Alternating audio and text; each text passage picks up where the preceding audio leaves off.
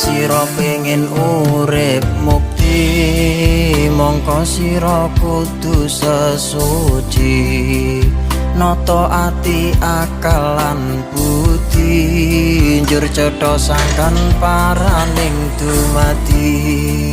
Gusti iku baguse ati, ati iku omahe Gusti.